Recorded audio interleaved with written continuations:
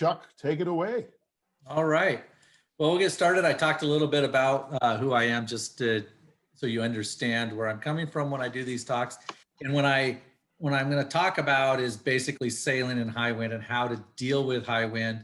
Now, most of your cruising is going to be in ideal situations. This isn't to scare anybody. It's just that you have to be prepared in case this happens. But with modern weather routing, modern communication devices on boats, it's a pretty good faux pas to get stuck in bad weather now. So like before this year, I spent most of my year on the water. This year, obviously, everything's slightly different, and I'm hoping to get back to it in 2021. But we're going to talk about sailing in heavy air. The steps to take, sort of, heavy air is different for all people. For seasoned racers and cruisers, 25, 30 knots is not heavy air. For people that it's their first time out with lighter boats, 20 knots is plenty of wind. And so these steps can be used. It's basically a comfort level. And so I'm just going to kind of go over what we do. And it works for most boats. You may have to modify for your own individual needs, but it's a good starting point. And I'll give you some good points to take care of so that when you're in these situations, it's not stressful. You just deal with it and ride it out. So this is what you want to avoid.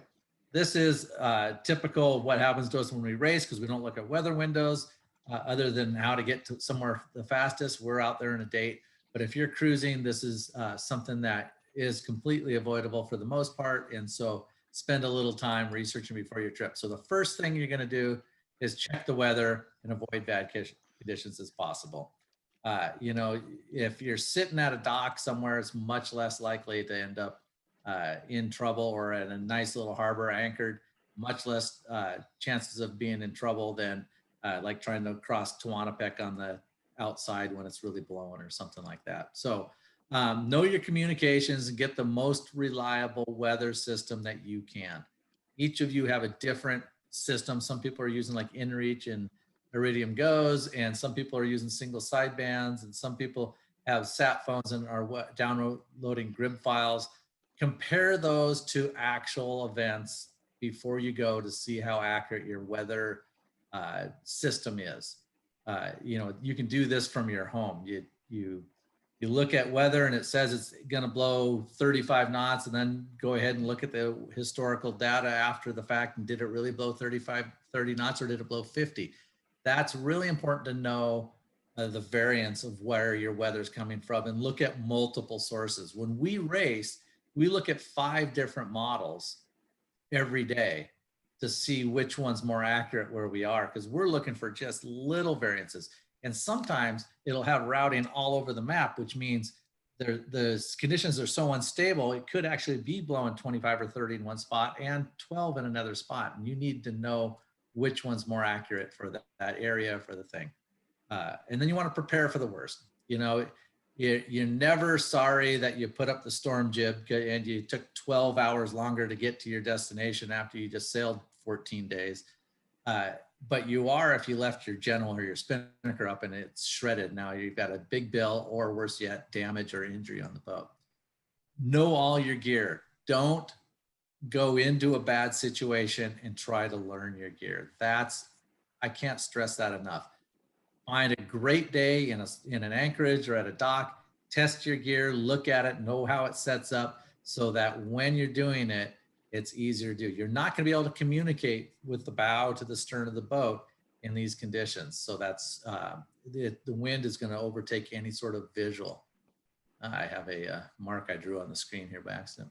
So this is a typical weather grid file. I took this one off of one of the races we did, and you can kind of see this is the direction the wind goes. When you see these little feathers, the wind goes the direction from the feathers towards the straight line on it. And as you can see, there's some 40s in here. This was one of the worst nights of my life. We were beating up wind in this on our way to Cabo. And I've given talks where they say, well, what was the worst condition you ever had? And I said, well, it was this. And if you unbolt your toilet from your toilet seat and shake it, your toilet from the ground and shake it till the toilet seat breaks, because our toilet seat broke just from launching off waves. Now, if I was cruising, I would have never left that day. and we knew from the time we started this race that we were going to hit this.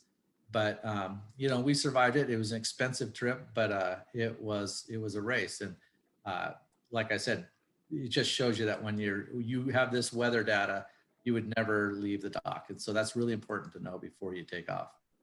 And this is what happened 12 hours later. This is what it was. Look, it's 10 knots out of the other direction, 15 down here. It was beautiful sailing after that crossed. We would have only lost one day if we were cruising, and we would have had no damage.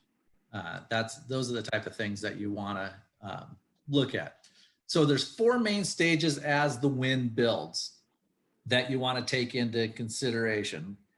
When you start heeling too much, the first thing you want to do is twist off the sails. Get the boat under control so that you have complete control and comfort on the boat so that you can go to your next stage. Then the second stage is reefing the sails. The third stage is going to your storm sails. Fourth stage is drogue. And if that fails, then you're going to heave to, right? And now drogue and heaving to are not comfortable position, not very comfortable to do. Not recommended unless you have to. Storm sails don't get you to your destination. They keep you out of trouble. They keep you so you have control of your boat. So you tend to think of it in that fashion. You're not trying to necessarily get somewhere when you put your storm sails up. You're just trying to ride through the storm. That's my advice on that. So when I talk about twist, I mean easing the main sheet and vang looser so the boom rises and you lose the top end of your main. And this even works when you're reefed. You can be even on your third reef, you still may have to twist before you go to your storm sails. You're moving your jib lead back, or if you're roller furlough reefing, you're at your maximum reef point with the lead back where it originally started, you'll end up with twist. So this is an example. This is what a main would look like going upwind in normal conditions, you know, sheeted on fairly hard. And then this is a mainsail with twist. This is what you're looking for, is to twist off that top. And you'll even luff the top of this sail. So, but what you're trying to do is just get rid of the power up high on the rig and make it easy to control the boat. Okay, now when reefing your sails, and it depends on what type of sailing you're going to do, that's going to impact the type of reefing setups you want on your boat.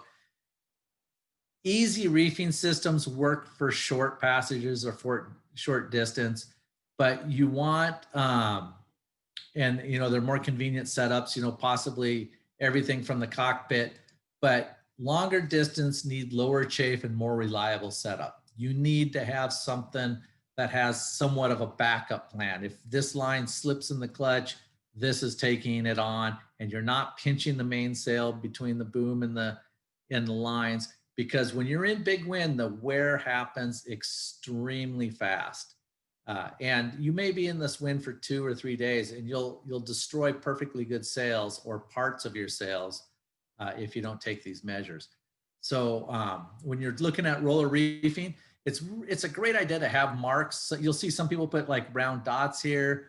Sometimes these marks are here. These aren't necessarily percentages. Like if you started at 130, it's not necessarily a 120 and then a 110. That's sort of a moot point. You don't really even need to know the percentages. What these marks tell you to is when you reef to that point, you know where your jib lead needs to go. You know where the foot of the jib is going to be on your pulpit. You know all these different things. And this goes back to knowing your equipment before you start on a voyage, before you start on a passage. And these are great reference points. Everyone on the boat should know that if you're on the first or second stripe on the bottom of the jib, where that jib lead's going to go, and how much jib sheet is maximum. Just little things like that. It's going to save a lot of wear and tear on your sails, on your thing, on your equipment.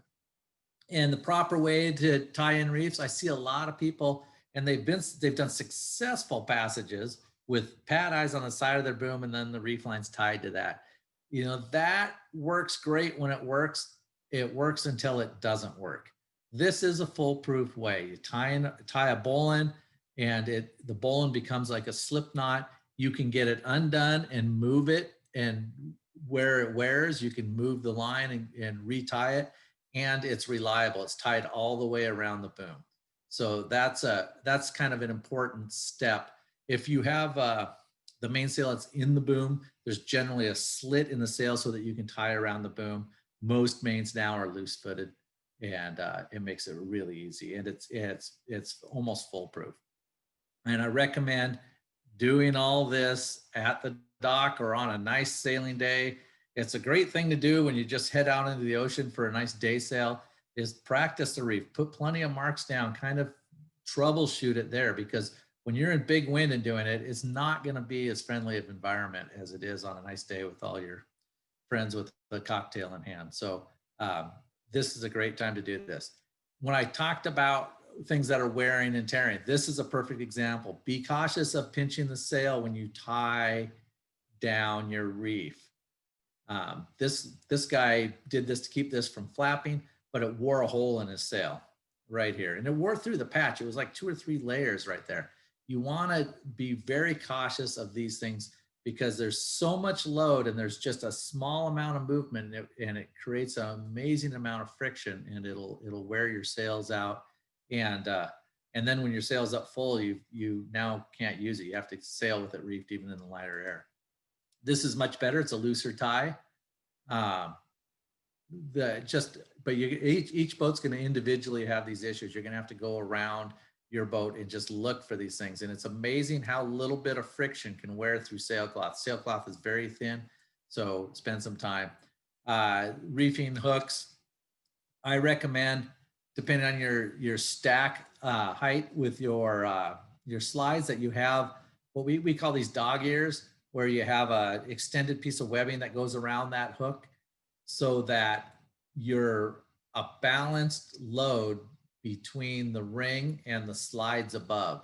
If this doesn't pull enough forward, you're going to get overloaded on the slide that sits above your reef, and it's going to tear after a little bit of time out there.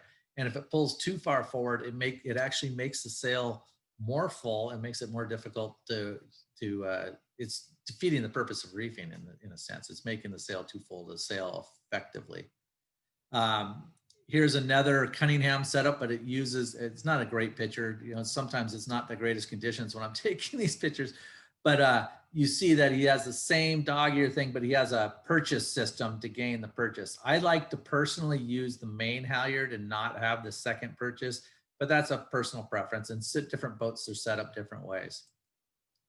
The other thing this is one of the most common repairs we get in on cruising mainsails. People tie these little things, we call these reef nettles. People tie these really tight. I recommend, if your sail is not flogging in the breeze on the folds of the reef, don't tie them at all. And if you tie them around the sail only, not around the boom. What happens is somebody releases the clutch to let the reef out. This is still tied, and you tear your sail right in the middle. Most common tear we see on cruising mains. It happens every day. And you can use a bungee as well. You know, you see people that keep the lines tied in their sail. I wouldn't recommend doing that. I'd only tie it if you're at the right wind velocities that it's actually flogging. Storm sail, smaller is often better. There's a great formula of 13.5% of the fore triangle. And what you really want to do is go on to ussailing.org, and in the requirements for offshore racing, they have a safety list and safety guidelines. Now, racers wouldn't have any safety gear on board if they didn't have to, because weight is counterproductive to fast boat.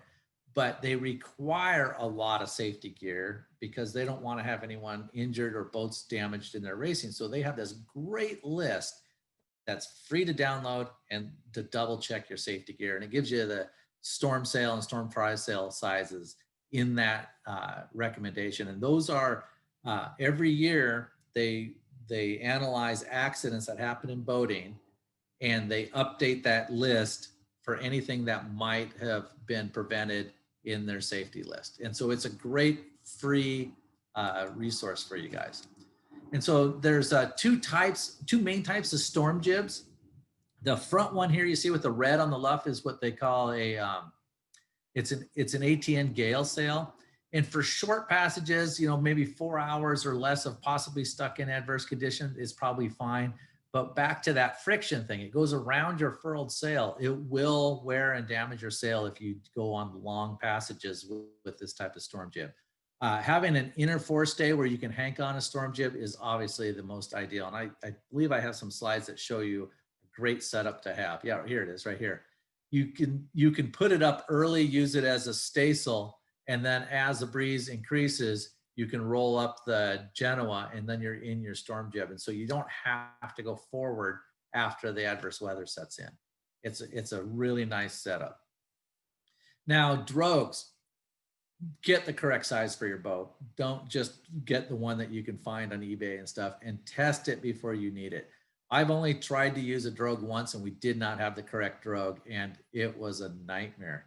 So get the correct size drogue for your boat, test it, and make sure, try to emulate the condition you may need it in by having the boat in gear, because sometimes they'll skip on the surface and things.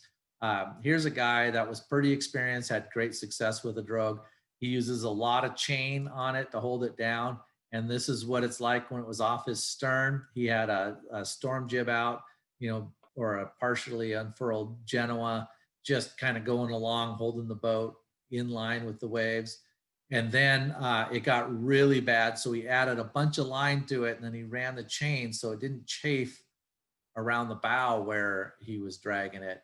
And he did 2 solid days on that setup and it worked great for him. So he did a 8-month circumnavigation. So it was a little shorter than the 16 years that you did, Joy, but he did an amazing job getting around. He took a lot of great pictures for us. We sponsored him for that deal. Okay, so heaving 2, it's only when you need to rest and it's a top end of your storm sails. It's hard on your equipment and it's going to be hard on you because the boat's going to be bouncing back and forth a lot. You need to be well offshore because you're going to make movement downwind. And I recommend heavily reefed sails and storm sails for doing it, and be cautious in breaking seas because heaving 2, you often are sitting broadside and breaking seas will come over you pretty easily, and check the chafe areas regularly. So heaving 2 is sheeting your jib in hard on one side and you're letting your main all the way out on the other. So the jib will blow the bow downwind in this situation. And then when the main fills, it'll try to push against the jib, blowing the bow down, and the boat sort of sits in kind of an irons thing. And then you slide sideways down the waves. And in theory, the slick from you going sideways knocks down the braking part of the waves. I don't buy it. I mean, in those conditions, it seems like nothing's stopping that power, but you can survive the night. If you it's cold and you got to get sleep, you can do this. The issue that is hard on your sails is the backing of the jib where it wraps around the shrouds is going to wear significantly, and the main's going to be flogging about 30% of the time. So you're going to get wear at the front end of your batten pockets. You're going to get wear on your main halyard because your main's going to be all the way out and it comes across the side of the shiv a little bit. And so it's not recommended unless you absolutely have to. And so in summary, if you get caught by bad weather and it's a fast moving small system, it's often better just to go with it regardless of the direction. It's going to pass you faster than you're going and you're going to have a more comfortable ride. You're going to lose time to your destination, but I'm sure all of you guys have heard, don't make schedules for where you need to be. It's a bad way to cruise. One tack is always going to be easier than the other tack. Find that tack and try to get rest when you're going that way. This is a lesson learned over and over. And reduce sail early. It's easier to do it when there's less wind, and it's way easier to add the sail back than it is to reduce it when you've waited too long. And you're much less chance of damaging your gear. Always calculate worst case scenario. And if the system lasts twice as long as predicted, make sure you have enough seaway left that you're not going to end up within a lee shore situation. The worst thing that can happen, the only thing that can really harm you in bad weather is land. So riding it out offshore, It's not necessarily comfortable, but it's not going to really harm you. Land is going to be a problem. So make sure you calculate out worst case scenario and deal with things well in advance of that situation. That's all I have on mine, Dietmar. Hey, bravo. Thanks so much, Chuck. You showed pictures I've never seen. I don't want to see them. And with you on this route, again, thank you. I do learn. We always learn. And it's really interesting to see the setups from different vessels. So I appreciate it. Thank you, Chuck and Sabina, for hosting this. And thanks for being part of the Panama Posse.